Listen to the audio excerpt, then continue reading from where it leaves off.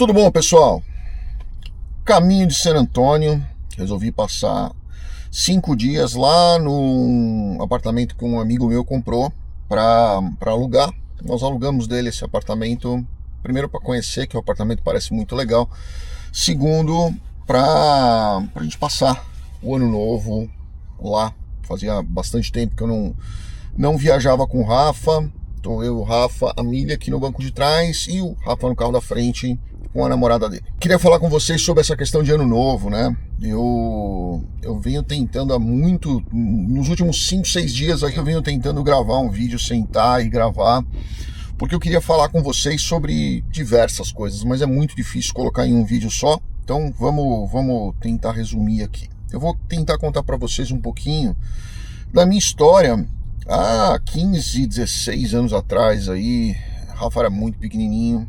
Eu já tinha morado aqui nos Estados Unidos como estudante para fazer pós-graduação. Voltei para o Brasil, me estruturei. A minha intenção era realmente estruturar a minha empresa no Brasil. Mas a gente vinha lá naquela época de um governo Lula, né? A gente já vinha aí, se eu não me engano, a gente estava no segundo governo Lula. E eu começava a olhar para frente e algumas coisas não faziam sentido para mim, né? Primeiro porque eu tive aula o meu LLM foi com o professor Jairo Sadi no IBMEC. Quem conhece o Jairo Sadi sabe que ele é um grande contratualista, tributarista, conhece muito de mercado financeiro, e eu lembro dele falando muitas vezes sobre a questão de como o Brasil estava se prospectando naquele momento. E eu não conseguia enxergar o Brasil saindo de uma situação, porque muita gente acha que a eleição do PT foi fraude, isso, aquilo, e urnas e tudo mais. Isso é paixão, né? Isso vocês estão falando, essas pessoas que acreditam nisso estão falando muito mais de coração do que efetivamente usando a razão. Mas é só você ver, o Lula ficou 2 mandatos, a Dilma ficou 1,5. Nós tivemos aí muitas pessoas que votaram e votam no PT, né? O Lula está no 3º mandato dele, possivelmente vai mais um, porque eu não consigo ver a direita com alguém forte o suficiente, competente o suficiente para bater de frente com o Lula ou com quem ele indicar, né? É muito difícil a gente enxergar isso, mas quando a gente enxerga, a gente começa a perceber que toda essa questão da polarização política, da ignorância de muitas pessoas, da falta de conhecimento, da falta de investimento em educação, da falta de vontade mesmo de pesquisar. As pessoas estão muito acostumadas a simplesmente aceitar aquilo que o político de estimação fala, como se aquilo fosse verdade, e as pessoas não querem mais estudar, elas não querem mais conhecer, elas não querem... Elas têm preguiça disso, né? Nós entramos aí em talvez algumas gerações que têm preguiça de buscar realmente a informação e fazer o seu juízo de valor, não baseado naquilo que dizem para eles, mas naquilo que ele realmente acredita e ele realmente passa a ser um crítico daquela determinada situação. E isso, há 15, 16 anos atrás, para mim, fez uma diferença muito grande, onde eu percebi que eu não me encaixava mais naquilo, né?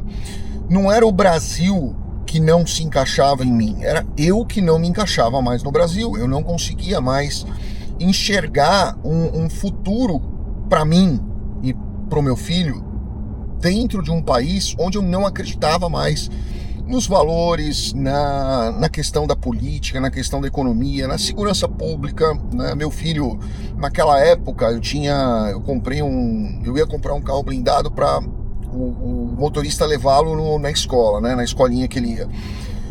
E quando eu fui comprar, um amigo meu falou: Daniel, não, você não vai comprar um carro bom, você vai comprar um carro mais baixinho possível, para não chamar atenção. Ou seja, eu tinha comprado um Civic com 6, 7 anos de uso, blindado, para não chamar atenção, para poder meu filho ir para a escola.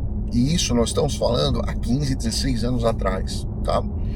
talvez até um pouco mais. Não era isso que eu queria. Não era isso que eu queria pro meu filho, não era essa estrutura que eu queria para mim, não era essa estrutura que eu queria pro meu filho. E eu ficava sempre pensando, poxa, como é que vai ser quando ele fizer 15, 16 anos, que ele for sair com os amigos, que ele for para um shopping, alguma coisa, o que vai acontecer, né? Como é que vai ficar? Como é que eu vou ficar em casa pensando em ele na rua até 8, 10 horas da noite? Não sei como é que acontece, como é que vai ser isso daí, né? E eu vejo hoje filhos de amigos meus, eles vão para as baladinhas aí, pros encontros dos amigos, a balada começa meia-noite, né? Eu entraria em pânico se eu tivesse que ficar acordado até 4 da manhã esperando meu filho, morrendo de medo e pedindo a Deus para protegê-lo na volta para casa, né? Então, isso para mim era algo que me incomodava bastante. Outra questão era a questão política. A gente via que os valores políticos, a semente política que estava sendo colocada ali, era algo muito complexo mesmo, que não me deixava à vontade. Eu não via o PT saindo do poder, como basicamente não saiu, né? Bolsonaro entrou, não conseguiu governar, porque obviamente a gente tinha ali toda aquela contaminação política do Congresso, dos tribunais e tudo mais, que a gente já está mais do que acostumado com isso. Nós tínhamos aí algumas questões que o Brasil não vai deixar de ser o que ele é do dia para a noite, não vai ser em uma geração, não vai ser em um governo, muito menos em uma geração, né? Então, eu achei que eu precisava sair. Mas aí faltava uma coisa, faltava a coragem, né? Porque a gente tá tão acostumado à zona de conforto, a gente tá tão acostumado em dizer, olha, eu vou o ano que vem eu faço isso. Não, vai melhorar, eu acho que vai melhorar, tá? Agora vai melhorar, agora, nesse minuto vai melhorar. E a gente passa 1 ano, 2, 3, 5, 10 e não vê a coisa melhorando. Eu lembro do meu pai falando isso. Meu pai faleceu há 20 e tantos anos, 22 anos. E eu lembro do meu pai sempre falando pra mim, mas o Brasil é difícil, mas eu já passei por tantas crises, tantas coisas, vai melhorar. Não, agora vai melhorar, agora com o presidente novo vai melhorar. Agora é esse, agora é aquele, agora é o outro, agora é o outro. E ele faleceu e eu não vi meu pai dizer pra mim, olha, eu encontrei o Brasil que eu acreditava que ia acontecer. A gente vê as empresas minguando, a gente vê os empresários dizendo, e eu converso com empresários todos os dias da minha vida, tá? O que eu mais escuto é, Daniel, eu não posso crescer, porque se eu crescer, eu vou ter que contratar mais pessoas. Se eu contratar mais pessoas, a legislação trabalhista vai acabar comigo, e se a legislação trabalhista não acabar comigo, a legislação tributária vai acabar comigo. A gente não consegue crescer, a gente não consegue imaginar criando realmente um legado para os nossos filhos e ensinando aos nossos filhos a crescer. Isso me incomodou muito, quando eu cheguei num ponto onde eu tinha 14, na época eu tinha 14 funcionários na minha advocacia, e eu via as empresas de amigos meus cada vez mais enxugando, e eu querendo crescer e eles enxugando, até o momento em que eu percebi que eles tinham razão, que se eu crescesse mais, além de eu pagar mais imposto, eu ia ter que contratar mais pessoas, o meu lucro, a minha retirada seria menor, eu ganharia menos, se eu crescesse eu ganharia menos. É incrível, você cresce e fica mais pobre, é um absurdo isso, né? Mas assim é o Brasil. E aí, em um dia eu resolvi criar a coragem e falar, não é isso que eu vou fazer, não é isso que eu quero. Não é isso que eu quero pra mim, não é isso que eu quero pro meu filho, não é isso que eu quero pra minha família. E eu vou pagar o preço. Eu vou ver o que eu consigo fazer. E eu já tinha começado tantas vezes, né, do zero. Eu sempre fui empreendedor, e o empreendedor no Brasil sempre tem aquela visão de se não der certo isso, vamos para a próxima, e a gente não para de lutar nunca, né? E o brasileiro, por isso que o brasileiro se dá bem em tantos lugares, porque o brasileiro ele já nasce com a faca no meio do dente, querendo buscar e lutar, e acostumado com essas pancadas que o Brasil dá na gente o tempo inteiro. E foi aí que eu, olhando para minha família, eu cheguei à conclusão de que era hora de eu sair fora daquilo, que aquilo ali eu não me encaixava mais naquilo. O Brasil é o que é, essa é a realidade, ele é o que é e vai continuar sendo o que é. Eu tenho 50 anos e desde que eu nasci eu vejo a mesma coisa no Brasil, e o Brasil não melhorou, ele piorou de 50 anos para cá, na questão de segurança pública, na questão da economia, na questão de tudo. Ele piorou dali para cá, né? Se você me perguntar qual foi a única coisa boa que eu vi acontecer no Brasil, significativa, né? Pequenas coisas boas aconteceram, óbvio, assim como muitas coisas ruins também aconteceram, mas as mais significativas que eu me lembro, assim, seriam, primeiro de tudo, foi a abertura do comércio internacional, onde, se eu não me engano, foi o Fernando Collor que abriu isso, e que depois do Fernando Collor, né?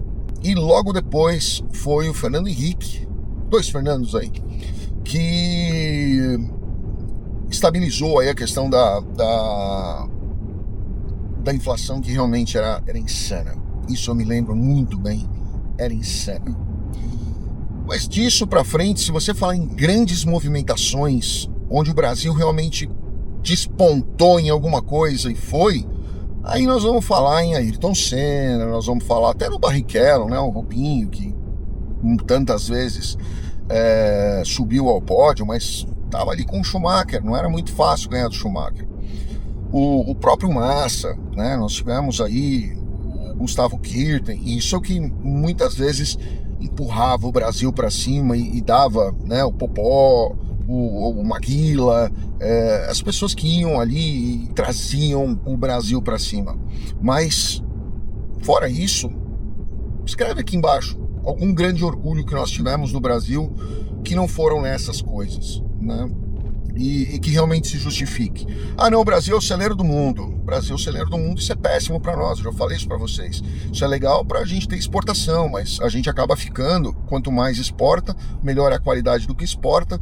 Nós vamos colocar a precificação da nossa cesta básica cada vez mais em commodity e, obviamente, a gente vai acabar ficando com o resto do resto, porque o primeira linha vai ser exportado, né? Então, me escreve aqui embaixo alguma coisa que realmente, ou tenta me lembrar alguma coisa que realmente deu orgulho da gente no Brasil, nos últimos 40 anos, né? Não vamos nem tão muito longe aí, porque a maioria das pessoas aqui do nosso canal tem aí entre os seus 30 e 60 anos. Escreve aqui alguma coisa que você lembre, né, que realmente deu orgulho. Então, minha mensagem para vocês de final de ano é que vocês tenham aí a consciência, a introspecção, talvez até aí uma inspiração de Deus para saber aonde vocês devem estar. Tem algumas pessoas que, obviamente, estão muito felizes no Brasil, né? A gente vê aí os próprios irmãos Batista, os empresários aí que ganharam muito, né, na época do Lula, o próprio Eike Batista, né? Ele tem aí ele é uma pessoa que tem uma ligação profunda com o Brasil e teve uma ligação profunda aí também com o Mensalão, mas enfim, são pessoas que, obviamente, eles encontraram o lugar deles no Brasil, né? Eles entenderam como funciona o esquema, como funciona o sistema, eles se colocaram ali e resolveram jogar o jogo, né? Não sei se eles estão tão errados assim, ou se eles prefeririam literalmente continuar nadando contra a maré, né? Eu não conseguiria jogar esse jogo, não faz parte de mim isso, eu me sentiria muito refém da situação. Não é parte de mim ser refém de absolutamente nada. Mas eu peço a Deus que nesse 2025 traga a vocês todos aqui que acompanham o nosso trabalho há tanto tempo e que nos permitiram tantas vezes aqui aprender. Eu aprendo bastante, muito mesmo, com o que as pessoas escrevem aqui. Até as coisas ruins eu aprendo bastante. Então eu agradeço demais a vocês pelo apoio, pelas críticas, pelo carinho da grande maioria das pessoas. Eu agradeço demais e eu peço a Deus que ilumine vocês nesse ano, para que vocês enxerguem onde é o lugar de vocês, né? Onde vocês querem estar, onde vocês querem se colocar, onde vocês querem criar seus filhos, sua família. E se esse lugar for o Brasil, que Deus o abençoe e realmente faça com que você consiga mudar algo que a minha geração não conseguiu, né? E a geração anterior também não, e a anterior da anterior também não. Queira a Deus que um dia a gente consiga olhar para o Brasil e enxergar aquele país que a gente realmente gostaria de ver. Queira a Deus que um dia meu filho possa olhar para o país e falar: olha, eu tenho um passaporte brasileiro, e sentir orgulho disso, e não ter que explicar o que está acontecendo, porque que um presidente que teve tantos problemas sérios, né, simplesmente se recolocou na presidência. Por que as pessoas continuam votando, né, numa pessoa que teve condenações em todas as instâncias? É difícil a gente enxergar como o ser humano tem a percepção do mundo, mas eu peço a Deus que um dia a gente consiga olhar para trás e enxergar uma razão para tudo isso. Infelizmente, como eu disse a vocês, não é o Brasil que não se encaixava em mim, sou eu que não me encaixava mais no país. E eu peço e desejo a vocês de verdade, de coração, que cada um encontre o seu lugar e tenha coragem de dizer para si mesmo que ali não é seu lugar, ou que outro lugar pode ser o cantinho que vocês querem criar a família de vocês. Um excelente 2025 a todos, que Deus abençoe imensamente cada um de vocês. Muito, muito obrigado por tudo, de verdade, de coração. E se Deus quiser, vamos fazer esse 2025 ser melhor do que 2024, melhor do que 2023, e que a vida de vocês seja repleta de realizações. Um grande abraço a todos, fiquem com Deus. Obrigado.